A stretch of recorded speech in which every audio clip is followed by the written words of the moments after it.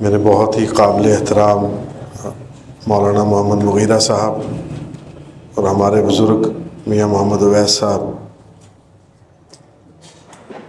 ان کی موجودگی میں بات کرنا کوئی زیادہ آسان تو نہیں ہے، لیکن کچھ چیزیں آپ حضرات کی خدمت میں عرض کریں گے۔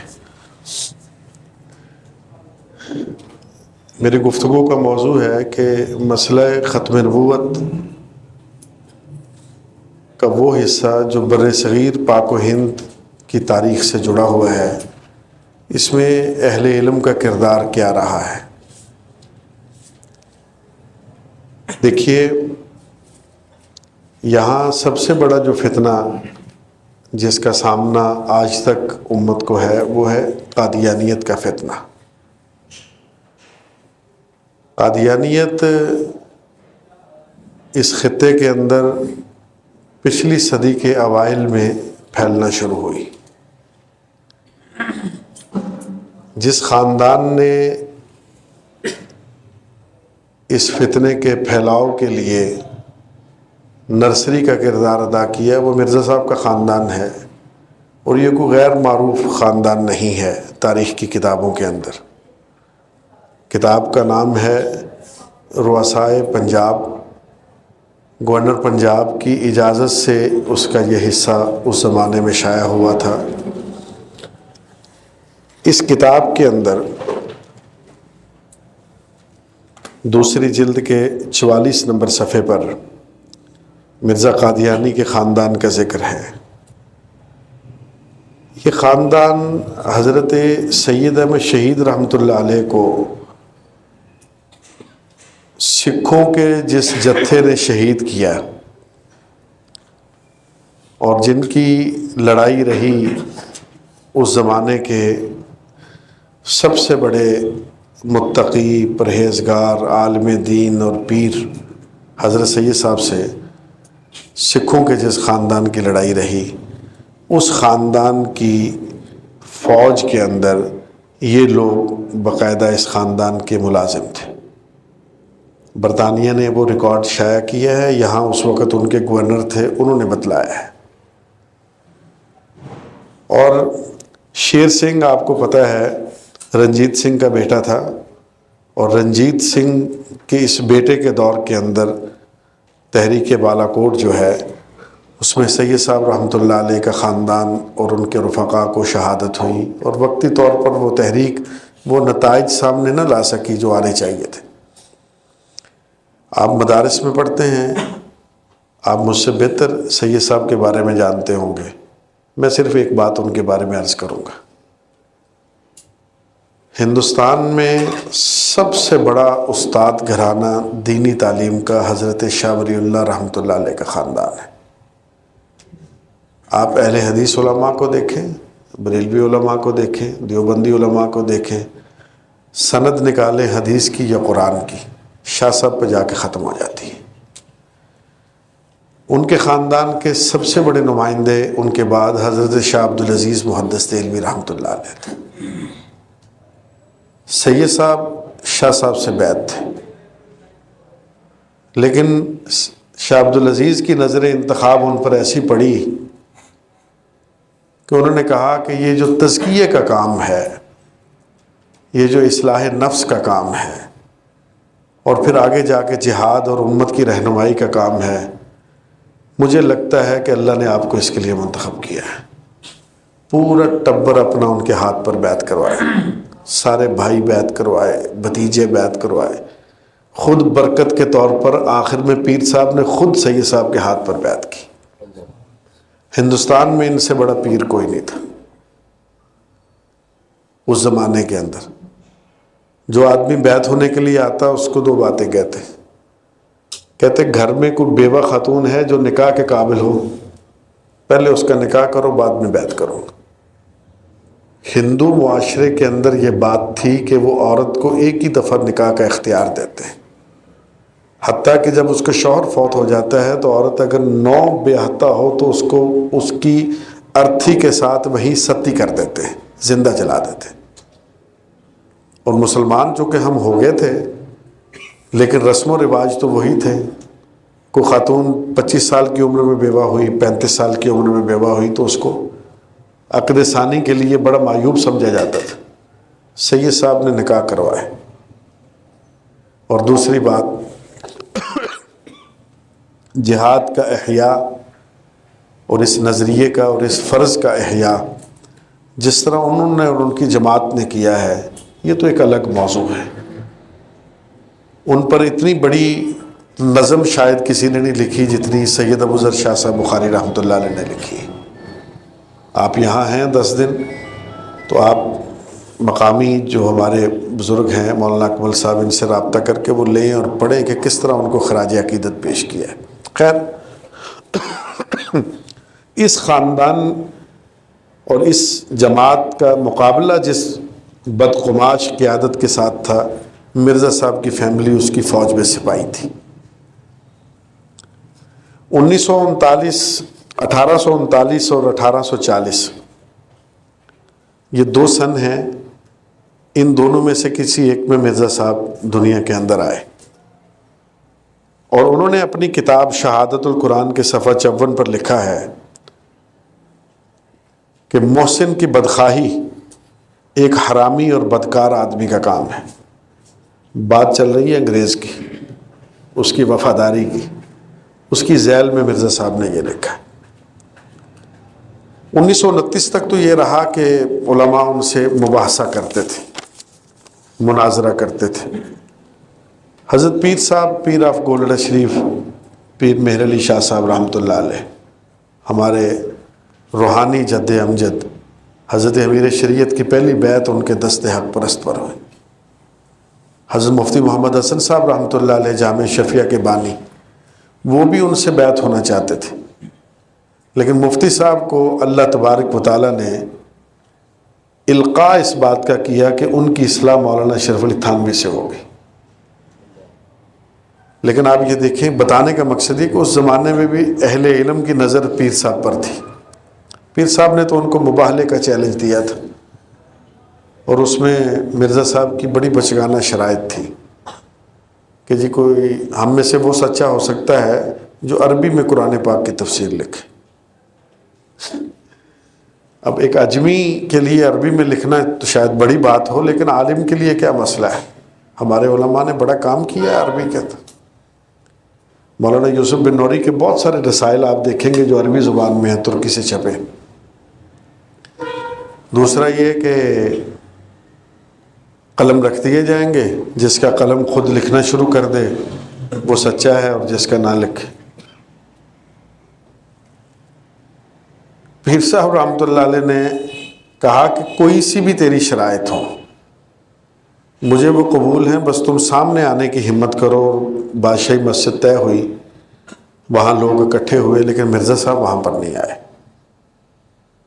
تو کسی نے ان سے پوچھا بھی یہ جو شرائط وہ کہہ رہا تھا قلم خود سے لکھنا شروع کر دیں اور اس قسم کی دیگر بچگانہ باتیں، انہوں نے کہا حضور نبی کریم صلی اللہ علیہ وسلم اپنی قبر میں حیات ہیں اور ہمارا عقیدہ یہ ہے کہ آپ سماعت بھی فرماتے ہیں، تو آپ کی ختم نبوت کا زندہ معجزہ ہو جاتا نا اگر وہ آ جاتا تو ہم کروا دیتے. یہ کوئی مشکل کام تو نہیں تھا. صوفیہ کے ہاں یہ کوئی بڑی بات نہیں ہے، اللہ والوں کے ہاں یہ بڑی چھوٹی چھوٹی باتیں ہیں. اب تو آپ ایڈوانس سائیکالوجی اگر آپ پڑھیں جو باقاعدہ پڑھائی جاتی ہے، اس میں یہاں بیٹھے ہوئے آدمی کا ذہن آپ پڑھ لیتے ہیں. سائنس کہہ رہی ہے. تو اہل علم تو اہل فضل تو دل کی نظر سے دیکھتے ہیں اور دل کی نظر اللہ کی یاد سے منور ایک چراغ سے اٹھتی ہے. ان کے لیے ایسی چیزیں کوئی مشکل نہیں ہے. خیر، میں آپ کو کوئی کرامات سنا کر کسی خاص ماحول میں نہیں لے جانا چاہتا. ان کے ساتھ جن لوگوں نے علمی گفتگو اور علمی مناظرے اور ان چیزوں کا اہتمام کیا، ان میں تھے مولانا ثناء اللہ امرسری، مولانا لطیف اللہ علی گڑھی، مولانا احمد حسن دہلوی، سید الطائفہ حضرت شیخ الہند رحمۃ اللہ علیہ، علامہ سید محمد انور شاہ صاحب کاشمیری رحمۃ اللہ علیہ، حضرت مولانا خلیل احمد سہارنپوری رحمۃ اللہ علیہ، حضرت مولانا زکریا کے مرشد گرامی، حضرت مولانا عبداللہ لدھیانوی خاندان لدھیانہ کے چشم و چراغ، مولانا محمد اسماعیل، مولانا محمد علی مونگیری، مولانا مرتضی حسن چاندپوری، حضرت گنگوئی اور پیر میر علی شاہ صاحب۔ 1929 تک تو ان حضرات نے کوئی علمی بات آئی تو اس کا جواب دیا، کوئی مناظرے کا موقع بنا تو وہ کیا، کوئی تحریر آئی تو اس کا جواب دیا، کسی جگہ جا کر لوگوں کو واضح سے سمجھانا پڑا تو اس فتنے کے بارے میں سمجھایا۔ 1929 آیا تو مولانا آزاد نے مشورہ تو کسی اور نیت سے دیا تھا، جماعت نے اپنے وجود کے بعد ایک اور محاذ سنبھال لیا۔ 29 دسمبر 1929 لاہور، امیر شریعت رحمۃ اللہ علیہ چودھری افضل حق صاحب رحمۃ اللہ علیہ، ان کی کتاب CSS کے نصاب میں شامل ہے۔ یہ جتنے کمپٹیشن کے ایگزام ہوتے ہیں یہ جو سب کو پڑھ کے دیے جاتے ہیں۔ اس کے بعد شیخ حسام الدین، ماسٹر صاحب ماسٹر تاج الدین انصاری، حضرت مولانا ظفر علی خان صاحب، انہوں نے مجلس احرار کی بنیاد رکھی۔ جماعت احرار بنی، کشمیر کی تحریک شروع ہو گئی۔ اب جب کشمیر کی تحریک شروع ہوئی تو اس کو کھول کر دیکھا تو اس میں بھی قادیانیت گھسی ہوئی تھی۔ وہ پوری ریاست کو کیپچر کر کے اپنی سرگرمیوں کا مرکز بنانا چاہتے تھے، اور انہوں نے بڑا بہترین پرفریب جال اس کے لیے بنا تھا۔ بشیر الدین محمود مرزا صاحب کے بیٹے تھے، انہوں نے کشمیر کمیٹی کی بنیاد رکھی، علامہ اقبال کو اس میں رکھ لیا، پنڈت نہرو کو اس میں رکھ لیا، ہندوستان کے چوٹی کے لوگ ان کو اس میں شامل کر لیا کہ یہ جناب شرفائے بر صغیر اس مسئلے کو دیکھ رہے ہیں، اور اندر وہ اپنا کام کر رہے تھے۔ مجلس احرار نے اس کے بھی تار و پود بکھیرے، اس سازش سے آگاہ کیا۔ علامہ اقبال رحمۃ اللہ علیہ کا بڑا قریبی تعلق تھا مولانا انور شاہ صاحب سے۔ یہاں کی جو تاریخ ہے، ہمارے یہاں کنٹرولڈ ہسٹری میں اس کو کہوں گا، جس کو کنٹرول کیا ہوا ہے، اس میں یہ چیپٹر آپ کو نہیں ملیں گے۔ علامہ ابھی جرمنی میں تھے تو انہوں نے وہاں سے خط لکھا مولانا انور شاہ صاحب کو کہ میں کچھ دینی معاملات پر الجھن کے شکار ہوں، میں چاہتا ہوں کہ میں فلسفے کا طالب علم ہوں، تو مجھے فلسفے کی زبان میں کوئی آدمی میرے یہ اعتراضات سمجھا دے۔ تو آپ پر میری نظر پڑی ہے۔ تو انہوں نے جناب ڈابھیل میں تھے اس وقت، وہ گجرات میں، دارالعلوم دیوبند سے وقتی طور پر مولانا محمد احمد صاحب سے ناراض ہو کے چلے گئے تھے۔ تو مولانا محمد احمد صاحب حضرت مولانا قاسم نانوتوی کے بیٹے تھے۔ آپ کے دل میں فرق نہ آ جائے مولانا محمد احمد صاحب کا، میں ابھی ایک واقعہ سناؤں گا تو آپ کو اندازہ ہو جائے۔ تو رہائش دارالعلوم میں رکھی ہوئی تھی، بچے یہیں تھے، خود ڈھابیل میں پڑھاتے تھے گجرات میں۔ ہمارے مولانا مجاہد الحسینی نے وہاں ان کے پاس پڑھا ڈھابیل میں۔ حضرت نے یہیں دار بنی ہاشم میں ذوالکفل شاہ صاحب کی موجودگی میں بیٹھک میں مجھے بتلایا تھا کہ میں نے مولانا شبیر احمد عثمانی اور ان لوگوں سے میں نے وہاں پڑھا۔ خیر، تو وہاں وہ گئے، علامہ نے سفر کیا، ڈھابیل گئے، علامہ اقبال سے سوالات کیے، ان کے جوابات لیے۔ اب تاریخ کے اندر جن لوگوں کا ہمیں ذکر ملتا ہے ان میں MD تاثیر کے علاوہ کوئی اس بات کو ذکر نہیں کرتا۔ اس نے ایک چیپٹر لکھا ہے باقاعدہ، اسماء الرجال اقبال۔ اس نے کہا کہ اقبال کے مرنے کے بعد تو کئی بتاتے ہیں کہ ہمارا علامہ سے بڑا تعلق تھا، مجھ سے زیادہ علامہ سے کسی کا تعلق نہیں تھا، میں تمہیں بتاتا ہوں کہ علامہ کن لوگوں کو ملنا پسند کرتے تھے، کن سے تعلق تھا۔ اس نے پورے لوگوں کے نام لکھے، اسی میں یہ واقعہ ہے MD تاثیر کا۔ بھولنا مت تاثیر کی باتیں، جو بھول گئے تو یاد کرو گے۔ MD تاثیر، یہ سلمان تاثیر پنجاب کے گورنر رہے، ان کے والد تھے، ان کو نہ دیکھیں۔ غازی علم الدین شہید کو پھانسی ہوئی، علامہ اقبال کے یہ چہیتے تھے، جس چارپائی پر ان کا جنازہ اٹھایا گیا وہ MD تاثیر نے فراہم کی تھی، علامہ سے ریکویسٹ کر کے کہ چارپائی میں دینا چاہتا ہوں اس کام کے لیے۔ علامہ اقبال غازی علم الدین شہید کی تدفین، جنازے اور اس پر بننے والی کمیٹی کے کنوینئر تھے، نگران تھے۔ خیر، میں بات کر رہا تھا کشمیر کمیٹی کی، علامہ بھی اس کے بن گئے ممبر۔ خدام الدین کا جلسہ ہے مولانا احمد علی لاہوری صاحب کے ہاں، وہاں سب حضرات اکٹھے ہوئے ہیں، ہندوستان کے سب اہل علم اور اہل فضل وہاں آتے تھے، ان کو جلسے سے پہلے رات کا کھانا علامہ کا اپنے گھر پر دیتے تھے، ایک ڈنر وہاں ہوتا تھا۔ وہ اس کھانے کی دعوت دینے کے لیے مولانا انور شاہ صاحب کے پاس آئے جو حضرت لاہوری کی بیٹھک میں بیٹھے ہوئے تھے، وہاں مولانا حبیب الرحمان لدھیانوی بیٹھے تھے۔ اب مولانا کو کون روکے؟ مولانا نے کہا کہ حضرت آپ کی اس بات سے ناخوش ہیں کہ آپ نے کشمیر کمیٹی کی ممبرشپ قبول کی ہے۔ حضرت خاموش رہے، دعوت علامہ صاحب نے دی، وہ چلے گئے۔ حضرت نے ان کے جانے کے بعد کہا کہ میں اتنا ناخوش نہیں ہوں جس طرح تم نے اظہار کیا۔ کہا تم سمجھتے نہیں ہو میرے ساتھ اس کا تعلق کیا ہے، تم رات کو جاؤ گے تو دیکھ لینا۔ جب رات گئے ان کے گھر کھانے کے لیے تو ایک بند لفافہ انہوں نے ان کو پیش کیا، حضرت نے جیب میں رکھ لیا۔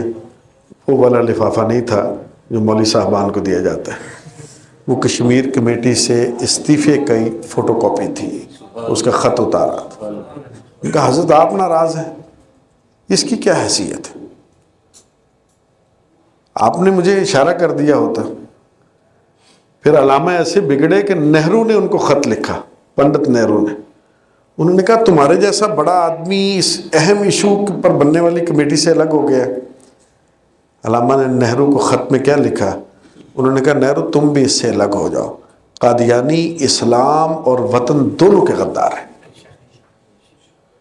اب آپ کے ذہن میں آ رہا ہوگا کہ علامہ کی اتنی اہل علم کے ساتھ کس طرح ان کا تعلق بنا۔ پہلی جنگ عظیم کے بعد تحریک خلافت جب ختم ہوئی، مولانا انور شاہ صاحب کی ملاقات ہو چکی تھی۔ انہوں نے مولانا حبیب الرحمان لدھیانوی اور مولانا سید عطا اللہ شاہ صاحب بخاری کے ذمے لگایا، تم دونوں گوند کی طرح اس بندے کے پیچھے ساتھ چپک جاؤ، اس کی ہر موقع پر حمایت کرو، اس کے ساتھ تعلق بناؤ، راہ و رسم بناؤ، اس سے ذاتی مراسم تمہارے ہونے چاہیے۔ دو بندے ڈپیوٹ کر دیے شاعر مشرق پر۔ بزرگوں کی سوچ دیکھیں کہ لوگوں کو کس طرح وہ اپنا ہم نوا بناتے تھے۔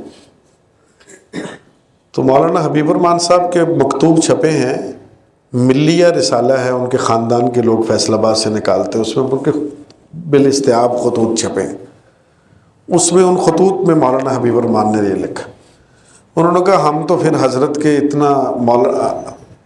حضرت کے حکم کو ہم نے اتنا سر پر لے لیا کہ ہم نے نہیں دیکھا علامہ اقبال رائٹ پہ کھڑے ہیں یا لیفٹ پہ کھڑے ہیں، میں تھا اور شاہ جی تھے، ہم تو ان کے پیچھے تھے۔ حتیٰ کہ علامہ اقبال نے لیجسلیٹو کونسل کا الیکشن لڑا، تب پنجاب اسمبلی نہیں ہوتی تھی، پنجاب لیجسلیٹو کونسل تھی، لاہور میں دو برادریاں الیکشن لڑتی تھی، ایک شیخ برادری، ایک ارائیں برادری، ان کا کشمیری شیخوں کا اور ان کا کمپٹیشن ہوتا تھا۔ علامہ صاحب شیخ تھے، میاں صاحب ارائیں ہیں، مخالف جتنے کینڈیڈیٹ تھے وہ ارائیں تھے۔ مولانا حبیب الرحمان ارائیں تھے، ہماری جماعت کے رئیس الاحرار حضرت مولانا حبیب الرحمان صاحب لدھیانوی رحمۃ اللہ علیہ۔ آخری جب جلسے کی تقریر ہوئی نا، جس کے بعد کمپین بند ہو جاتی ہے، اس جلسے کی تقریر میں مولانا حبیب الرحمان صاحب نے شاہ جی نے ایک جملہ کہا اور اس پر سیاسی میدان پلٹ دیا سارا۔ تب تک ارائیں جیت رہے تھے، علامہ صاحب شیخ تھے، وہ ہار رہے تھے۔ شاہ جی نے کہا دیکھو بڑوں کی بات ماننے میں خیر ہوتی ہے، میں سید ہوں لیکن مولانا حبیب الرحمان میرے بڑے ہیں، مجھے حیرت ہے کہ تم ارائیں ہو کر ارائیں کی بات نہیں مانتے، میں تو سید ہو کر ارائیں کی بات مانتا۔ اس پر الیکشن، ہمارے بزرگوں نے اس طرح دین کے رستے پیدا کیے لوگوں کے ساتھ، ایسے تعلق بنائے ان کے ساتھ، اور ایسا پھر رشتہ اور تعلق تھا کہ آگے پھر کام آیا نا 10 سال بعد کشمیر کمیٹی میں جب مرزائیوں نے دھوکہ دینے کی کوشش کی تو علامہ جیسا بندہ، مولوی کا کھڑے ہو جانا کوئی بڑی بات نہیں ہے، تحریک ختم نبوت کے لیے میں کھڑا ہو جاؤں آپ کھڑے ہو جائیں، علاقے کا بااثر آدمی جب آپ کی آواز کے ساتھ آواز ملا کے کھڑا ہو جاتا ہے نا تو آپ کا وزن بڑھ جاتا ہے۔ عند اللہ کی بات نہیں ہو رہی، عند الناس کی بات ہو رہی۔ یہ پلاننگ، یہ لابنگ اور یہ منصوبہ بندی انور شاہ صاحب نے کی تھی۔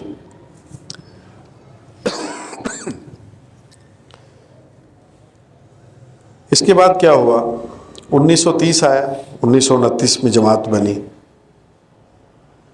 مولانا انور شاہ صاحب رحمۃ اللہ علیہ کی نظر فتنہ قادیانیت پر تھی، بہت فکر مند تھے. انہوں نے اپنی ایک مجلس میں کہا کہ میں اس فتنے کے بارے میں نے بڑا سوچا. ایک صاحب ہمیں مل گئے ہیں پنجاب کے، سادہ ہیں، پرخلوص ہیں، ہمت والے ہیں اور جرت والے ہیں. ڈر ان کی چمڑی میں نہیں ہے جہاں تک میں نے ان کو دیکھا ہے. میں نے فیصلہ کیا ہے کہ میں اس محاذ پر ان کو کھڑا کر دوں گا. خدام الدین کے اس جلسے پر امیر شریعت کے ہاتھ پر بیعت کر لی مولانا انور شاہ صاحب رحمۃ اللہ علیہ نے، اور ان کی اقتداء میں 500 لوگوں نے بیعت کی اور یہی ان کو امیر شریعت بنایا گیا. مولانا اظہر شاہ کیسر، مولانا انور شاہ صاحب کشمیری کے بیٹے، کتاب لکھی یادگار زمانہ ہے یہ لوگ. اس میں جو شاہ جی کا خاکہ لکھا نا، اس میں انہوں نے لکھا کہ میرے ابا جی پوری زندگی کبھی رسوئی میں نہیں گئے، کبھی بورچی خانے میں نہیں آئے. پوری زندگی 2 دفعہ آئے میری اماں کو یہ بتلانے کہ کیا پکانا ہے اور کیسے پکانا ہے. یہ 2 موقع وہ تھے کہ شاہ جی ہمارے گھر مہمان تھے. مولانا انور شاہ صاحب کی بات ہے. اور یہ خاتم المحدثین، ان سے بڑا دیوبند محدث نہ پیدا کر سکا. سارے لوگ ان کے پیچھے کھڑے ہوئے، ان کی ذہانت کے ڈنکے بج رہے. شاگرد کس کے ہیں؟ شاگرد ہیں حضرت شیخ الہند کے. میں کچھ حضرت شیخ الہند کا بھی ذکر آپ کے سامنے کر دوں گا. اصل میں تو علماء کا ذکر ہے، تو ہم تو اپنے اکابرین کا ذکر کریں گے تو اس سے ہی توانائی ہم محسوس کرتے ہیں کہ ہمیں ملتی ہے. شاہ جی جب امیر شریعت ہو گئے، بس پھر شاہ جی یا جیل میں ہیں یا ریل میں ہیں، کوئی تیسرا رستہ نہیں تھا ان کے سامنے. 11.5 سال کڑیل جوانی کے جیل کی سلاخوں کے پیچھے گزارے، کبھی مفاہمت نہیں کی. اور مفاہمت کی ایسی پیشکشیں تھیں کہ بہت سارے لوگوں کا ایمان پگھل جائے. پیر آف سیال شریف کے ایک معتقد کے ذریعے ان کو آفر کی گئی، نہری زمین جتنے مربع آپ چاہیں سرگودا کے علاقے میں لے لیں، جہاں کا کنو بہت میٹھا ہوتا ہے، آپ لے لیں، صرف یہ ہمارے ساتھ کمٹمنٹ کریں کہ انگریز کے خلاف کسی موومنٹ کا حصاف نہیں بنے گا. شاہ جی نے وہ کاغذ پکڑا، اس کے نیچے لکھا، جب تک زندہ ہوں تمہاری جڑوں میں زہر گھولتا رہوں گا، تمہیں چھوڑنے والا نہیں ہوں. محسن شاہ جی کہتے تھے کہ لوگوں کو تو بکنا بھی نہیں آتا، ہم اگر بکتے ہیں تو لوگ بک کر ہمیں خریدتے ہیں. لوگ بہت سستے بک جاتے ہیں، لیکن جن لوگوں سے اللہ نے دین کا کام لینا ہو. شاہ صاحب رحمۃ اللہ علیہ نے پھر اس مسئلے پر پورے ہندوستان کے عام کیا، خاص کیا، اہل علم کیا، اہل فضل کیا، خانقاہیں کیا اور علمی درسگاہیں کیا، ہر طبقے کے لوگوں کو مسئلہ ختم نبوت پر ایک زبان کر دی. پورے خطے میں، کراچی سے لے کر راس کماری تک. امیر شریعت بننے کے 4 سال بعد 1934 میں اس قادیان کے اندر کہ جہاں مسلمان کا جانا، مسجد بنانا، مبلغ مقرر کرنا، این خیال است و محال است جنو، کوئی بندہ اس کا تصور نہیں کر سکتا تھا. وہاں اس زمانے میں 2 لاکھ انسانوں کو 3 دن تک اکٹھا کر دیا 1934 میں قادیان میں. اور ہندوستان کا کوئی بڑا آدمی ایسا نہیں چھوڑا جس کا معاشرے پر اثر ہو کسی بھی قسم کا اور اس کو اس کانفرنس میں نہ بلایا. حضرت مدنی کے ساتھ جس گاڑی میں خود سوار تھے، تو وہاں تو پھر کارکن ہوتے ہیں. قادیان ہے، 1934 ہے، اور مسلمان پہلی دفعہ جا رہے ہیں اور 2 لاکھ سے اوپر ہیں. جو جس کے منہ میں آ رہا تھا وہ نعرے لگا رہا تھا. حضرت مدنی کہنے لگے توبہ توبہ استغفار، شاہ جی یہ کس طرح کی باتیں کر رہے ہیں؟ تو شاہ جی نے ادھر اشارہ کیا تو شیشہ ادھر سے نیچے کر دیا. ان کو حضرت آپ ان کو چھوڑیں، ان کو سنیں، یہ دیکھیں نعرہ تکبیر لگانے والے ادھر ہیں. 1934 میں شاہ صاحب نے وہاں لوگوں کو اکٹھا کیا اور قادیانیت کے مسئلے پر بڑے بڑے لوگوں کے پاس گئے. پنڈی میں ایک کانفرنس کی، آل انڈیا خانسامہ کانفرنس. جو مسلمان باورچی یا ہندوستانی باورچی انگریزوں کا کھانا پکاتے تھے، ان کو ترغیب دلانے کے لیے کہ تم ہڑتال پر چلے جاؤ، انگریزوں سے کہو ہمارا ملک چھوڑ دیں. کیسا یونیک آئیڈیا ہے. پیر آپ سیال شریف کے پاس گئے اور پیر صاحب سیال شریف والے بزرگ پیر میر علی شاہ صاحب کا پیر خانہ ہے. پیر میر علی شاہ صاحب حضرت شاہ صاحب کا پیر خانہ ہے. ان سے پہلے گئے اپنے پیر صاحب کے پاس، تو حضرت پیر میر علی شاہ صاحب رحمۃ اللہ علیہ نے فرمایا، کہنے لگے کہ ماں فقیرہ دعا کرے سا مانا ویسا. پہاڑی بولی، میں پورے اس لفظ میں نہیں بول، پوٹوہار کی بولی. اب شاہ جی کے تو وہ مرشد تھے، شاہ جی خاموش ہو گئے. وہ ان کے مرشدوں کے پاس چلے گئے، ان کو جا کے بتلایا، وہ آگے شرکت کرنے کے لیے. اب جب پیر صاحب کے پیر خانے سے آواز آئی کہ چلے اس کانفرنس میں شاہ صاحب کی تائید کریں، وہاں عطا اللہ شاہ دینا، انہوں نے پھر وہی جملہ دہرایا. وہاں حضرت سیال شریف والے بزرگوں نے ایسی تاریخی بات کہی. قاضی شمس الدین رحمۃ اللہ علیہ، انہوں نے کہا جے چھڑے دعاواں نال کم بندا تو محمد او دے چ دند نہ مٹویندا. اٹھی ونج عطا اللہ شاہ نہ اتھا ونج کے وہاں پہنچو. یہ امیر شریعت کے علاوہ ہمیں کوئی ہستی نظر نہیں آتی جس کا اتنا اثر ہو اس زمانے کے لوگوں پر. خلیفہ غلام محمد صاحب کے پاس یہاں آئے 1934 کی کانفرنس کی دعوت دینے کے لیے دین پور شریف کے اندر، کہ آج بھی آپ پوری دنیا کی خانقاہوں نے بڑے رنگ بدل لیے، دین پور کی سادگی وہی ہے. خانقاہ عالیہ سراجیہ اس کی جاذبیت کم نہیں ہو سکی اور دین پور کی سادگی کم نہیں ہو سکی. کبھی آپ جائیں اور دیکھیں. زندگی کا کوئی ایسا شعبہ نہیں جس سے تعلق رکھنے والے لوگوں پر شاہ جی سے ذاتی تعلق نہ ہو. آپ نام لیں، سیاستدانوں میں مولانا آزاد شاہ جی کے ذاتی مراسم، نہرو اور گاندھی اردو پارک دلی میں ان کی تقریر سے پہلے کی جانے والی تلاوت سننے کے لیے اسٹیج پر آ کے بیٹھ جاتے.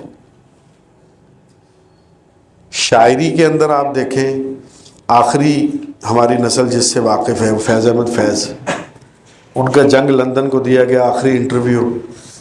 انہوں نے کہا میں اپنے آپ کو تصوف کا ہیرو سمجھتا ہوں، میں نے جیل میں عطا اللہ شاہ بخاری سے قصب فیض کیا.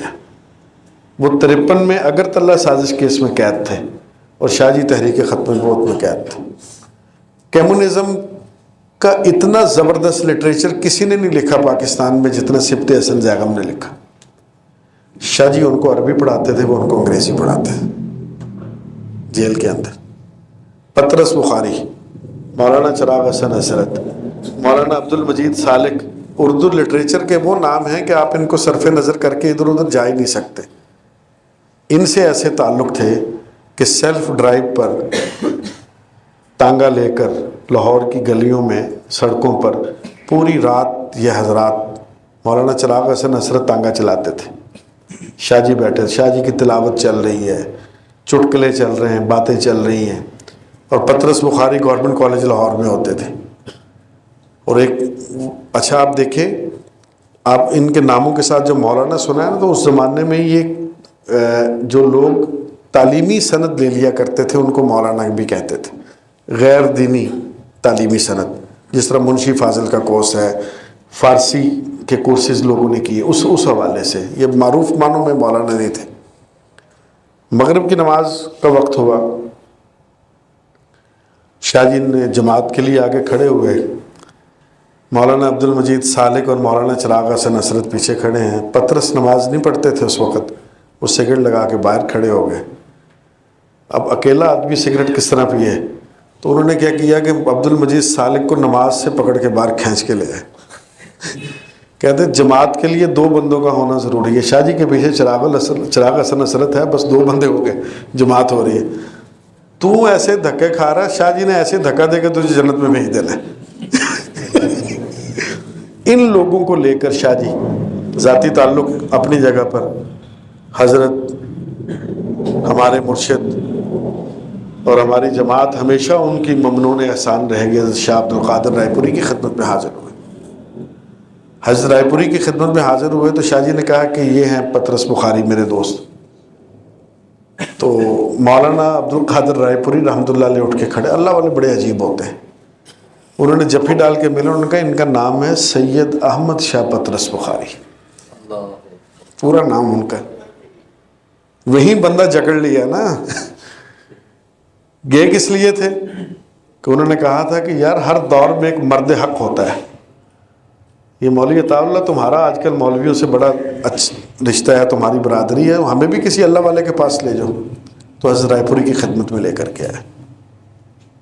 ان لوگوں سے پھر اللہ تبارک و تعالیٰ نے، اور کچھ نہیں تو آج کے جو فیشنیبل لبرلز ہیں جو شوقیہ تنقید کرتے ہیں مذہب کے اوپر، کم از کم یہ لوگ ایسے بھی نہیں تھے۔ یہ امیر شریعت کی خاصیت تھی۔ میں نے وہ ذکر کیا آپ کے سامنے ایم ڈی تاثیر کا، شاہ جی اس کے گھر ملنے گئے دلی میں، کالج میں وہ پڑھا، پائیدان ٹانگا ہوتا تھا، آپ نے شاید دیکھا ہو، اب تو رکشے آ گئے، ٹانگے میں پائیدان ہوتا تھا جہاں پہلے پاؤں رکھا جاتا تھا۔ پائیدان پر شاہ جی پاؤں رکھنے لگے تو اس نے ایم ڈی تاثیر نے اس طرح اپنے دونوں ہاتھ پائیدان کے اوپر رکھ دیے۔ اس نے کہا شاہ جی آپ کی جوتی ان کو لگ جائے گی، میری عاقبت سنور جائے گی۔ ایسے جدوں پر، اور آدمی کتنا بڑا ہے، اگر آپ کو اردو لٹریچر سے واقفیت ہو، یہ وہ لوگ تھے جن کے پیچھے دنیا پھرتی تھی کہ ہمیں لفٹ کراؤ، یہ ہمارے بزرگوں کے۔ شاہ جی کو پیر بن کے نہیں ملتے تھے، ان سے اچھے انسان بن کے ملتے تھے۔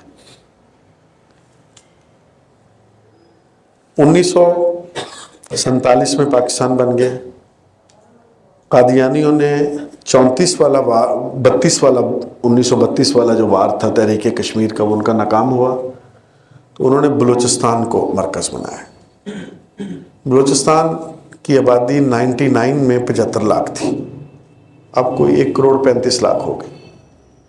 رقبہ پاکستان کا سب سے زیادہ، معدنیات سب سے زیادہ، اس لیے جنگیں لڑائی، پوری دنیا کی نظر اب اس پر ہے کہ یہ کسی طریقے سے ہم پاکستان سے چھین لیں، پوری لڑائی اس پر ہے، وسائل سب سے زیادہ۔ 1952 کے اندر قادیانیوں نے یہ طے کیا تھا کہ ہم اس کو کیپچر کر لیں گے، اور انہوں نے کیا کہا تھا کہ 52 ہمارا ہے۔ 52 ختم ہوا۔ شاہ جی بہت ٹھنڈے دل والے آدمی تھے، پورے سال انتظار کیا کہ کیا کرتے ہیں۔ 52 کے اختتام پر چنیوٹ میں کھڑے ہو کے کہا 52 ختم ہو چکا، 52 تمہارا نہیں ہو سکا، انشاءاللہ 53 ہمارا ہے۔ پوری امت کو پاکستان میں ختم نبوت کے جھنڈے کے نیچے لا کے کھڑا کر دیا، کراچی میں نشتر پارک میں۔ کیا بریلوی، کیا اہل حدیث، حتیٰ کہ شیعہ، حتیٰ کہ جماعت اسلامی، مطلب وہ لوگ کہ جو کبھی کسی کے پیچھے چلنا ہی پسند نہیں کرتے سیاسی اعتبار سے، شاہ جی نے سارے لوگوں کو ایک جگہ پر لا کے اکٹھا کر دیا۔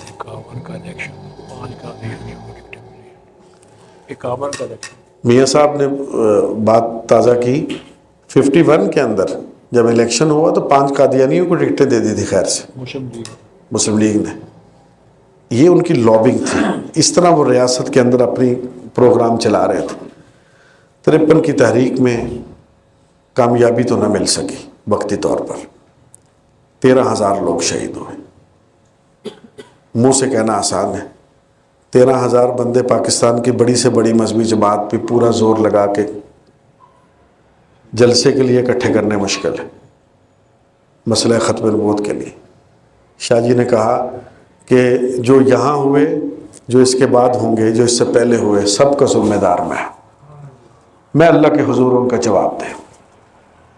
میں نے ان کو اپنی چدراہٹ کے لیے، اپنی لیڈری کے لیے اور اپنے منصب کو بلند کرنے کے لیے، اپنی شخصیت کے لیے نہیں مروایا، یہ حضور نبی کریم صلی اللہ علیہ وسلم کے منصب پاک ختم نبوت کے اوپر قربان ہوئے۔ 13,000 لوگ، جیل ہو گئی، جماعت پر پابندی لگ گئی، 58 تک پابندی رہی، اور 58 کے اندر جب پابندی ہٹائی گئی تو اسی ملتان کے اندر تصویریں موجود ہیں، سرخ قمیض پہنی، جماعت کا پرچم بلند کیا اور جماعت کے احیاء کا اعلان کیا۔ 61 ان کا یوم وفات سال ہے جس میں ان کی وفات ہوئی ہے۔ مجلس احرار 1953 کی تحریک مقدس تحفظ ختم نبوت کی میزبان جماعت تھی، وحدت امت پر سب کو اکٹھا کیا، اللہ کے نبی صلی اللہ علیہ وسلم کی ختم نبوت پر۔ اتنے ہمارے اس تحریک کے اندر مظفر علی شمسی کو جسٹس منیر نے پوچھا، اس نے کہا کہ یہ تمہیں پتہ ہے کہ قادیانیوں سے فارغ ہو کر تمہارے پیچھے پڑنے والے ہیں؟ جسٹس منیر نے سپریم کورٹ میں ہیں، ان کی انکوائری رپورٹ چھپی ہوئی ہے، تمہاری کیا حیثیت ہوگی اس وقت؟ مظفر علی شمسی شیعہ تھے، ان سے کہا، انہوں نے کہا میری وہی حیثیت ہوگی جو حضرت ابو بکر کے دور میں حضرت علی کی تھی، مسئلہ یہ نہیں ہے، جس مسئلے کے لیے ہم اکٹھے ہوئے تم اس پر بات کرو۔ یہ شاہ صاحب کی تیاری تھی ان لوگوں کے لیے کہ وہ لوگ اپنے کاز اور اپنے مشن سے ہٹ کر ایک خاص مسئلے کے لیے ایک جگہ پر اکٹھے تھے۔ یہ بہت بڑی بات ہے، ہمیں کوئی اس طرح، ہم تو تصور بھی نہیں کر سکتے کسی کے پیچھے اس طرح جانے کا، لیکن ہمارے بزرگوں نے یہ کام کیا۔ فرمایا تھا ایک ٹائم بم میں نے نصب کر دیا ہے، جب وقت آ جائے گا تو پھٹ جائے گا۔ وقت پھر آیا 1974 میں 7 ستمبر کو، لیکن اس سے پہلے کچھ کام ہوئے۔ 2 روایتیں ہیں، ایک ہے کہ شورش کشمیری، آغا شورش کشمیری رحمۃ اللہ علیہ، اور مولانا تاج محمود صاحب فیصل آباد والے۔ دوسری روایت ہے کہ مولانا غلام غوث ہزاروی بھی تھے۔ نوڈیرو میں گئے بھٹو کے گھر، اور وہاں جا کر کے شورش بڑے ناقد تھے بھٹو کے۔ بھٹو نے ایک موقع پر کہا تھا کہ شورش تیری 8 بیٹیاں ہیں، ایسی دھمکیاں بھی ان کو ملی۔ 1953 کی تحریک ختم نبوت اسی ملتان میں انسانی فضلہ شورش کے منہ پر باندھ دیا گیا تھا۔ آپ تصور کر سکتے ہیں، آپ اندازہ کر سکتے ہیں، عالم نہیں تھے وہ، لیکن شاہ جی کی محبت میں دین کا ایسا رنگ ان پر چڑھا تھا کہ انہوں نے یہ ذلت بھی گوارا کر لی، اس مسئلے سے پیچھے نہیں ہٹے۔ اور بھٹو جیسے اس مخالف جس نے بیٹیوں کا کہا تھا کہ میں تیری تیاں چکا لاں گا، باز آ جاؤ میری مخالفت سے، ان کے پاس وہ پہنچ گئے اور اسے جا کے کہا، سندھ میں روایت ہے ننگے پاؤں جو چل کے آ جائے نا تو لوگ قتل معاف کر دیتے ہیں، ہم تیری کوٹھی کے مین گیٹ سے باہر جوتے اتار کے آئے، ہماری بات سنو۔ بھٹو نے سنا، اس نے کہا پتہ نہیں کیا کہنا ہے، مسئلہ ختم نبوت پر اس کو بریف کیا، دونوں مخالف بھی تھے، اس کو بتلایا۔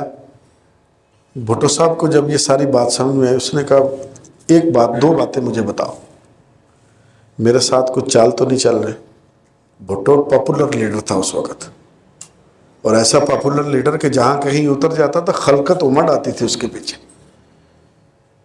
توتی بولتا تھا اس کا۔ اس نے کہا میرے ساتھ کوئی چال تو نہیں چل رہے؟ شورش نے کہا کہ اللہ کلمہ نصیب نہ کرے اگر میں ایسا سوچوں بھی تو۔ اس نے کہا شورش آر یو شور، تمہیں یقین ہے کہ قادیانی اتنے غلیظ عقائد کے مالک ہیں؟ انہوں نے کہا بالکل، یہ مولانا تاج محمود اور مولانا ہزاروی بیٹھے ہیں، تم ان سے پوچھ لو۔ بھٹو کی بیگم نصرت بھٹو مسئلہ کس سے پوچھتی تھی؟ مولانا غلام غوث ہزاروی سے۔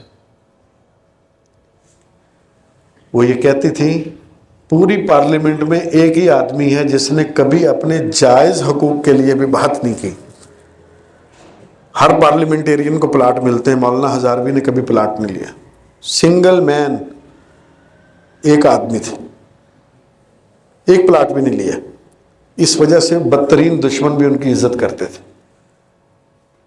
قادیانی بیگمات نے جب یہ 74 نزدیک آ گیا نا، قادیانی بیگمات نے، ایلیٹ کلاس بیگمات، آپ مدرسے میں پڑھے ہیں نا، شاید آپ کو کچھ اندازہ ممکن ہو، اس طرح نہ ہو. یہ جو سروسز کلب ہوتے ہیں نا، کبھی آپ ان میں جا کے دیکھیں. یہ کلب سے یہ مفہوم نہیں ہے کہ وہاں ہر وقت ڈانس گانا ہوتا رہتا ہے. کبھی آپ اسلام آباد کلب میں جائیں، کبھی آپ جم خانہ لاہور میں جائیں، یہاں بھی کوئی ہوگا، اور ادھر جائیں آپ فیصل آباد کے اندر چناب کلب میں. یہ ایکچولی ایک ایسی بیٹھک ہوتی ہے جہاں معاشرے کے سارے طاقتور لوگ آ کر بیٹھتے ہیں. کلب ان کو فیسیلیٹیٹ کرتا ہے کہ تم آپس میں بزنس کرو، ٹریڈ کرو، ریلیشن یوز کرو، تعلق استعمال کرو، ایک دوسرے کو فائدہ پہنچاؤ، فائدہ لو. یہ پاکستان کی جتنی ایلیٹ کلاس بیگمات تھیں، ان میں قادیانی عورتوں نے کام کیا. پیسہ تو تھا ان کے پاس. گھیر لیا بیگم نصرت بھٹو کو. پنڈی میں اجلاس ہو رہا تھا. پنڈی اجلاس کے دوران بھٹو کی کال آئی. اس نے کہا حضرت ایک دفعہ آئیں ذرا، میری بیگم کو کنونس کریں، آپ کی موت کے تھے. مولانا ہزاروی پہلی دفعہ ایوان صدر تب گئے تھے، مطلب اب اس مسئلے کے لیے نصرت بھٹو کو انہوں نے قائل کیا اس مسئلے پر، اس کو بتلایا ساری حقیقت. ان کے کہنے سے وہ مانی تو بھٹو پھر مسئلہ ختم نبوت حل کرنے کے لیے کھڑا ہوا. یہ 73 میں ہوئی ملاقات. اس نے کہا کہ کسی سے کہنا نہیں ہے، آپ جا کے ماحول بنائیں، موقع بنے گا تو میں کمی نہیں کروں گا. شورش نے چنیوٹ میں منہ پر ہاتھ پھیر کر کہا تھا، وہ بیٹے ناصر تیرا چراغ گل ہے. گل کر دیا پھر، اور ایسا گل کیا کہ 73 کے آئین پر 2 معزز پارلیمنٹیرین ایسے ہیں جن کے سگنیچر نہیں ہیں. 7 ستمبر 1974 کی ترمیم پر ایک بھی نہیں ہے جس کے دستخط نہ ہو. سب کو کھڑا کر دیا. یہ ہمارے بزرگوں کی محنت تھی. مجلس عمل بنی مولانا یوسف بن نوری کی قیادت میں، تو سید ابوذر شاہ صاحب بخاری اس کے پہلے اجلاس میں شریک تھے. اطال محسن شاہ صاحب بخاری اسی تحریک کے اندر گرفتار ہوئے. مومن شاہ جی کی تو اپنی پوری تاریخ ہے کہ انہوں نے کس طریقے سے کنٹریبیوشن کیا ہے اس کے اندر. ساری جماعتیں اکٹھی ہو گئی، وہ 53 کی یاد تازہ ہو گئی، سارے لوگ اکٹھے ہو گئے. پہلے کیا ہوا کہ کشمیر کی اسمبلی نے ان کا کانٹا نکال دیا، اور یہ ایک موقع بن گیا.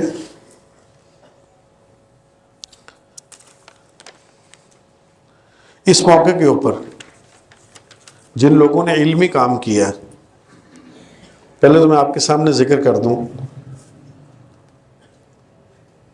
9 جون 1974 کو مجلس عمل بنی تھی. اس کا جو پہلا اجلاس ہوا اس میں سید ابو معاویہ ابوذر بخاری امام اہل سنت اس میں تھے، مولانا عبید اللہ انور رحمۃ اللہ علیہ، حضرت مولانا مفتی محمود صاحب رحمۃ اللہ علیہ، حضرت مولانا محمد شریف جلندری، حضرت مولانا عبدالستار خان صاحب نیازی رحمۃ اللہ علیہ، مولانا شاہ احمد نورانی رحمۃ اللہ علیہ بریلوی مکتبہ فکر کے، چودھری ثناء اللہ بھٹا، نوابزادہ نصر اللہ، آغا شورش کشمیری. یہ سارے حضرات مولانا یوسف بن نوری کی قیادت میں 9 جون 1974 کو اکٹھے ہوئے تھے.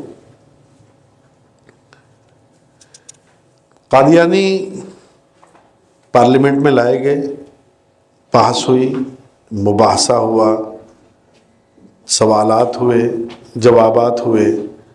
اس سارے کام کے پیچھے مولانا شاہ احمد نورانی رحمۃ اللہ علیہ نے ایک پرائیویٹ بل پیش کیا جس پر 28 معزز اراکین کے دستخط تھے، اور یہ بل حزب اختلاف کی طرف سے تھا. ان دنوں میں قائد حزب اختلاف حضرت مولانا مفتی محمود صاحب رحمۃ اللہ علیہ تھے. صاحبزادہ فاروق علی خان کی صدارت میں اجلاس تھا. یہیں سے بحث شروع ہوئی. قادیانیوں کو پارلیمنٹ میں لانا اور ان کی ساری کارروائی اوپن کرنا، پوری پارلیمنٹ اس کو دیکھ رہی ہے، کھلے عام اس پر بات ہو رہی ہے، یہ ماحول پیدا کیا گیا. لاہوری قادیانیوں نے اپنا الگ محضر نامہ پیش کیا اور انہوں نے اپنا الگ کیا.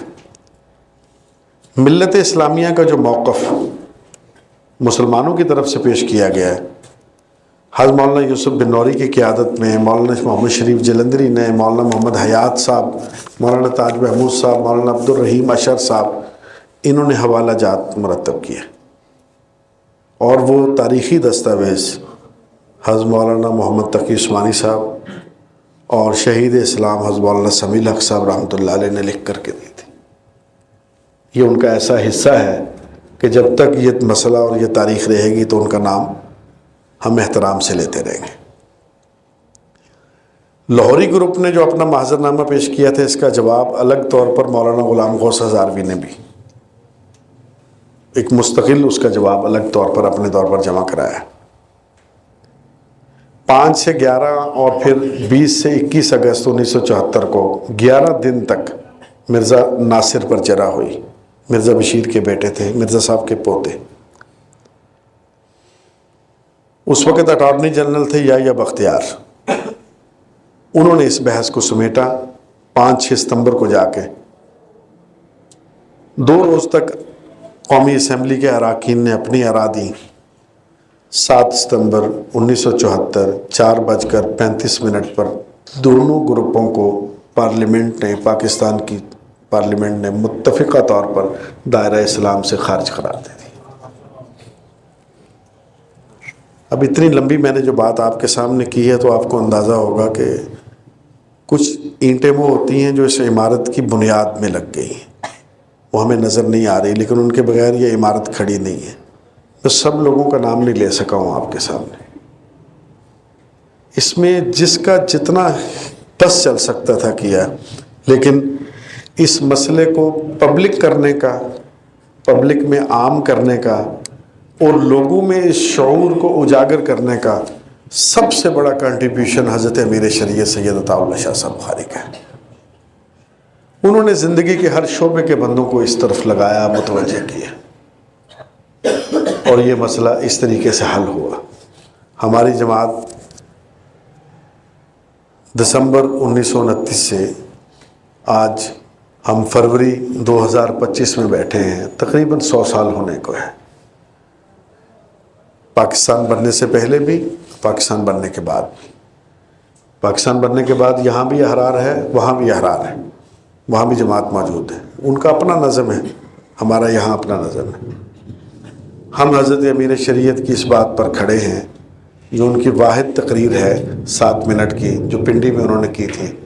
انہوں نے کہا تھا جب تک ایک احراری بھی زندہ ہے، جھوٹی نبوت انشاءاللہ ہم نہیں چلنے دیں گے۔ آپ نے دیکھا کہ اس مسئلے میں اتنی برکت پڑی کہ اب یہ مسئلہ کسی مسلک کا مسئلہ نہیں ہے، پوری امت کا ہے۔ سب مدر پارٹی مجلس احرار ہے، تمام جماعتیں بعد میں پیدا ہوئی، ہم ان کا احترام کریں گے، ان کی عزت کریں گے، ان کا اپنا اپنا کنٹریبیوشن ہے، کسی کی نفی نہیں کریں گے، لیکن تاریخ بتاتے ہوئے ہم کہیں گے کہ بات یہاں سے شروع ہوئی تھی، اس طریقے سے۔ 2-3 باتیں میں آپ سے عرض کر دوں اور اس کے بعد پھر ختم کرتے ہیں۔ میں نے آپ سے ذکر کیا تھا شیخ الہند رحمۃ اللہ علیہ کا۔ مدارس کے طلباء کو ضروری ہے بتانا اکابرین کے بارے میں، ہم پڑھتے نہیں ہیں، اکابرین کی سوانح عمریہ نہیں پڑھتے۔ میں جب شرح جامی والے سال تھا نا، تو شرح جامی سے مناسبت آپ لوگوں کو تو شاید ہو گئی ہو، مجھے تو خیر نہیں ہوئی تھی۔ پاس اچھے نمبروں میں ہو جاتے تھے لیکن مناسبت نہیں ہوئی، حالانکہ ہمارے استاذ شرح جامی پڑھانے والے حضرت مولانا عبد الرحمن صاحب جامی مدظ اللہ کوٹہ دو والے، ہم نے ان سے پڑھی، ان کا نام بھی ماہر تھے۔ ان کی کرامت یہ تھی کہ درسگاہ میں سبق یاد ہو جاتا تھا۔ تو میں نے ان سے حضرت سے ایک دفعہ عرض کیا، میں نے کہا جی آپ کی کرامت یہ ہے کہ درسگاہ میں یاد ہو جاتا ہے، اور شرح جامی کی کرامت یہ ہے کہ باہر یاد نہیں رہتا ہے۔ میں نے اس وقت مولانا زکریا رحمۃ اللہ علیہ کی آپ بیتی مطالعے کے دوران چھپ کر پڑھی تھی۔ مولانا جامی عبد الرحمن صاحب جامی مدظ اللہ وہ کتب خانے کے نگران تھے۔ کتابیں جاری کروانے کے لیے ہم گئے تو جو مجھے پہلی کتاب انہوں نے غیر قانونی طور پر دی وہ علی میاں کی کتاب تھی پاجا سراغ زندگی۔ درسی کتابیں جاری کرتے ہیں نا لائبریری میں، تو مجھے جاری کی تو ساتھ ہی یہ دے دی، کہتے تیرے مطلب دی ہے. بس پھر وہ مجھے کتابیں دیتے تھے اور میں پڑھتا تھا. آپ بیتی میں نے کئی دفعہ انہوں نے مطالعے میں مجھے یہ حرکت کرتے دیکھا، لیکن میری گرفت نہیں کی. اکابر کی سوانح عمریاں پڑھیں. تقریباً 2 درجن سے زائد جلدوں میں شائع ہوئی ہے حضرت مدنی کی سیاسی ڈائریاں. ٹھیک ہے، آپ تو عدد سن کے ہی پریشان ہو گئے ہوں گے کہ اتنی کتابیں کون پڑھے گا. اس میں ایک واقعہ لکھا ہے، جب قید ہو کے گئے نا مالٹا میں، تو بحری جہاز میں قید تھے، تو پوری دنیا میں آگ لگی ہوئی تھی، مسلم دنیا میں. تو اکیلے ہندوستان کے قیدی تھوڑی تھے، اس میں ترکی بھی تھے. قید کر لیا ان کو. اب جو ترکی قید ہوئے تو مالٹا کے جزیرے میں جا کے، یہ ابھی چند سال پہلے وہاں یہ اولمپئن گیم ہوئی ہیں، تو بی بی سی کی نمائندہ نے ڈسکور کیا ہے اس جیل کو جہاں سے شیخ الہند رہے تھے. میں نے تو ایسے سوشل میڈیا پر دیکھی، فرط جذبات میں نے سکرین کو چوم لیا کہ میرے بزرگوں کے پیر یہاں پڑے تھے. ہمارے بڑوں نے یہاں مطلب آ کر کے کہاں 7 سمندر پار، گھر بار بیوی بچے اپنا کیریئر سب کچھ چھوڑ کر میرے اور آپ کے لیے کہ ہمارے مدارس بچ جائیں، ہماری آزادی بچ جائے. تو عرشے کے اوپر شام کے وقت پرات بجاتے تھے ترکی اور ناچتے تھے. حضرت مدنی نے ان کو جا کے کہا، مولانا سید حسین احمد صاحب نے، انہوں نے کہا تمہیں پتہ نہیں اتنی بزرگ شخصیت صبر کر رہی ہے، تم یہ کیا بدتمیزی کر رہے ہو.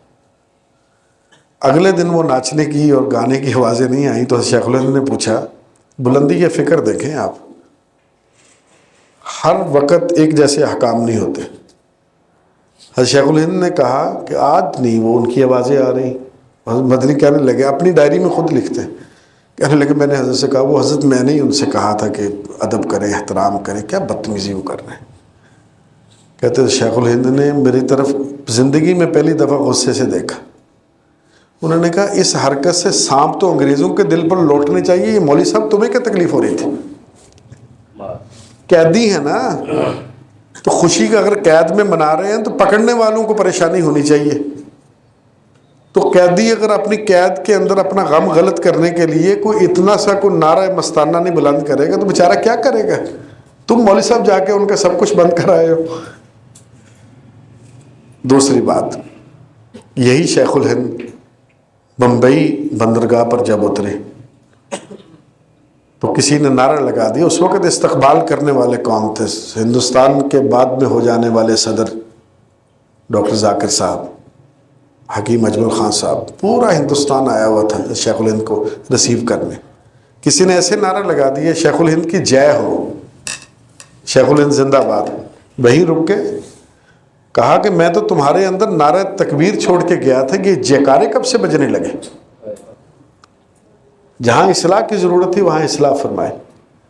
ابھی میں میاں صاحب کو سنا رہا تھا، ایسی بات آ گئی، حضرت سندھی کے بارے میں بڑے لوگوں کا دماغ خراب ہے.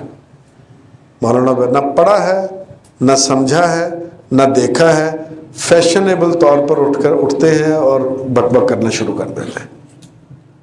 شیخ الہند سے بڑا آدمی ہم کسی کو نہیں مانتے. دیوبند کے مدرسے میں حجت الاسلام حضرت مولانا قاسم ننوتوی رحمۃ اللہ علیہ ان کے شاگرد رشید اور ان کے علمی وارث، ان سے بڑا ہم دیوبند کے مدرسے میں حضرت مولانا قاسم ننوتوی کے بعد کسی کو بڑا نہیں مانتے. سب سے بڑے یہ ہے حضرت شیخ الہند رحمۃ اللہ علیہ. ان سے مولانا مناظر حسن گیلانی نے کہا کہ حضرت میں نے آپ سے کوئی بات کرنی ہے، مجھے تھوڑا سا وقت دے دیں. حضرت نے کہا کہ زور کے بعد سبق سے پہلے درسگاہ میں آ جانا. وہاں آئے تو ان دنوں میں لوگ بڑی خسر کر رہے تھے حضرت مولانا عبید اللہ سندھی کے بارے میں، ان کے سیاسی افکار، ان کے نظریات. وہ شاگرد تھے حضرت شیخ الہند کے اور ان کی طرف سے ان کا اعتماد ان کو حاصل تھے. سنیے ذرا کہا کیا ہے. انہوں نے کہنے لگے وہ حضرت میں نے نا وہ آپ سے عرض کرنا تھا حضرت مولانا عبید اللہ صاحب کے بارے میں. کہتے ایسے میرے منہ میں نام ہی تھا مولانا عبید اللہ. حضرت شیخ الہند ایسے ٹیک لگا کے بیٹھے ہوئے تھے، دھان پان سے آدمی تھے، اکٹھے ہوئے بیٹھے. کہتے مول صاحب اتنے رک جاؤ، یہیں رک جائیں. یہ مدرسہ دیوبند جب قائم ہوا تھا، میرے استاد مولانا قاسم نانوتوی رحمۃ اللہ علیہ نے دعا کی تھی، یا اللہ اس کو 50 سال قائم رکھا۔ ہم 50 سالوں میں مدرسے کے وہ مقاصد حاصل کر لیں گے جس کے لیے مدرسہ ہم نے بنایا۔ 50 سال ہو چکے ہیں، یہ مولوی عبید اللہ کی حرکتوں سے کل کا بند ہوتا آج بند ہو جائے، مجھے کوئی پرواہ نہیں، دوبارہ میرے سامنے ذکر نہ کریں۔ اتنی بڑی شخصیت کی سند جس آدمی کو حاصل ہے استاذ کی، ان کے بارے میں تذبذب کا شکار نہیں ہونا چاہیے۔ ایک واقعہ میں اور عرض کر دوں اور اس کے بعد پھر ختم کرتے ہیں بات کو۔ وہ ہے اساتذہ کے ادب سے متعلق۔ آپ مدرسے سے پڑھ کے آئے ہیں، ہم نے بھی وہیں سے پڑھا ہے۔ کبھی بے ادبی کا شکار نہ ہو، کبھی بھی۔ آپ کی طبیعت نہیں ملتی، ہماری بھی کئی استادوں سے نہیں ملتی تھی، ایسے جھوٹ بولنے کی کیا ضرورت ہے، لیکن بے ادبی نہ کریں۔ نہیں ملتی نا، کوئی مسئلہ نہیں، دنیا میں انسان، حضرت علی کا قول ہے، وہ کہتے ہیں کہ جب وعدہ لست ہو رہا تھا نا، تو جو روحیں سامنے تھی دنیا میں صرف انہی سے مناسبت ہو گئی، جو آپ کے پیچھے کھڑی ہوئی تھی یا ان کے پیچھے کھڑی تھی تو دنیا میں ان سے مناسبت نہیں ہوگی، چاہے زمانہ ایک ہی ہو جائے۔ یہ حضرت علی کا قول ہے۔ تو نہیں بھی ہوتی کئی لوگوں سے مناسبت، اس کا مطلب یہ تو نہیں کہ وہ برے ہیں، دل نہیں ملا، ذہن نہیں ملا، کوئی بات نہیں، کبھی بے ادبی نہ کریں۔ مولانا انور شاہ صاحب رحمۃ اللہ علیہ اپنے گھر تشریف لائے، ان کی چارپائی اس طرح بچھتی تھی جس طرح یہ ٹیبل ہے۔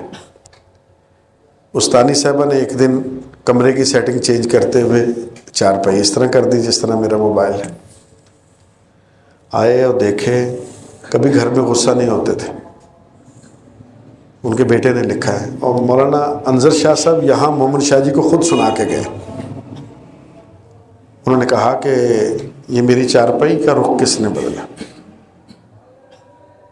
وہ بہت ناراضگی سے پوچھا۔ استانی صاحبہ نے کہا کہ میں نے بدلا۔ کہا کیوں؟ کہا میں نے کہا ویسے کمرے کی سیٹنگ گھر میں چینج کرتے ہی رہتے ہیں، کبھی بیڈ ادھر پڑا ہوا کبھی ادھر کر دیا، تو میں نے پائنتی آپ کی قبلے کی طرف تو نہیں کی۔ انہوں نے کہا قبلے کی طرف تو نہیں کی، استاذ کے گھر کی طرف تو کر دی۔ حضرت شیخ الہند کا گھر تھا وہاں اس طرف۔ تو استانی صاحبہ کہنے لگی میں اس کو ٹھیک کر دیتی ہوں، سر پکڑ کے بیٹھ گئے، کہنے لگے میرا اس سے جو روحانی نقصان ہوا ہے اس کی تلافی کس طرح ہوگی؟ یہ ادب تھا۔ مولانا محمد احمد صاحب کی بات میں نے شروع میں کی نا، مولانا قاسم نانوتوی کے بیٹے کی، انور شاہ صاحب ان سے ناراض ہو کے چلے گئے تھے، ان کے واقعہ سنیں۔ بچے وہیں رہتے تھے، آئے چھٹیوں میں، مولانا محمد احمد صاحب نے آ کے دروازہ کھٹکھٹایا، وہ ان کے استاذ بھی تھے۔ مولانا انور شاہ صاحب آئے، اختلاف ہے، مدرسہ چھوڑ دیا ہے۔ استاذ آئے، دروازہ کھولا، سلام کیا، کھڑے ہو گئے۔ مولانا محمد احمد صاحب کہنے لگے، قاری طیب صاحب کی والد ہے یہ، وہ کہنے لگے میرا تیرے اوپر کو حق ہے کہ نہیں؟ مولانا انور شاہ صاحب کہتے ہیں حضرت میری کھال کی جوتی بنا کے پہن لیں، آپ کا حق نہیں ادا ہوگا۔ ایسے بازو پکڑا، کہتے ہیں یہاں کھڑا کیا کرتا ہے، ادھر مر۔ ہاتھ پکڑا اور لے گئے، جا کے درسگاہ میں بٹھا دیے، یہاں بیٹھ کے پڑھاؤ، اختلاف ختم ہو گیا۔ یہ اساتذہ کا ادب ہے، یہ ان کا احترام، کبھی بے توقیری نہ کریں۔ ایک آخری بات، زندگی میں کسی تنظیم کے بارے میں، کسی علمی درسگاہ کے بارے میں، کسی اسکول آف تھاٹ کے بارے میں کچھ سنیں، آپ سن کر یقین نہ کریں جب تک آپ خود اس کو دیکھیں نہیں، سمجھیں نہیں، پڑھیں نہیں، تب تک۔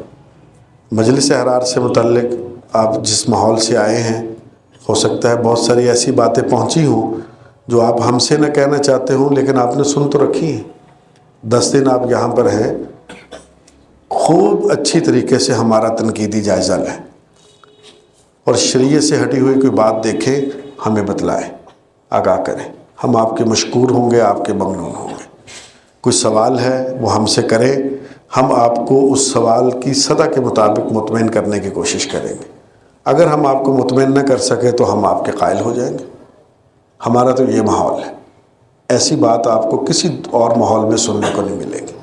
کنفرم ہے، 10 دن آپ یہاں پر ہیں، ہمارے سارے حضرات یہیں پر آتے جاتے ہیں، ہمارے متعلق بہت ساری گرد اڑائی گئی ہے، اس کا حقیقت سے کوئی تعلق نہیں ہے۔ ہمارے بزرگوں کا مسلک اور مشرب ہر معاملے کے اندر حضرت مولانا رشید احمد گنگوہی رحمۃ اللہ علیہ کا مسلک و مشرب تھا۔ دیوبند والوں کے سب سے بڑے پیر، شیخ الہند کے پیر وہ تھے، ہر جمعرات کو شیخ الہند وہاں جاتے تھے۔ اور مولانا رشید احمد گنگوہی، پچھلے دنوں میں ایک ویڈیو دیکھ رہا تھا، اس میں یہ جو انڈیا کے اندر لوگ مراقبے سکھا رہے ہیں، ہندو اپنے مذہب کی جو لوگوں کو تپسیا کروا رہے ہیں، وہاں سادھوؤں کو لے کر گئے اور وہاں مراقبہ کرا کے اس بابا جی کی قبر پر بڑا سکون ہے۔ اور ہماری ساری دیوبند کی جماعت ان سے بیعت تھی۔ وہ کس کے خلیفہ تھے؟ حضرت حاجی امداد اللہ مہاجر مکی کی۔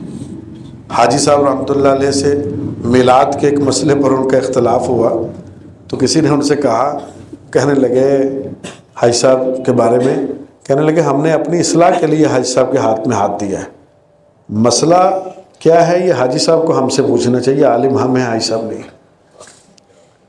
ہم ایسے آدمی کو بڑا مانتے ہیں، جو ان کا مسلک و مشرب ہے، ہمارا بھی وہی ہے۔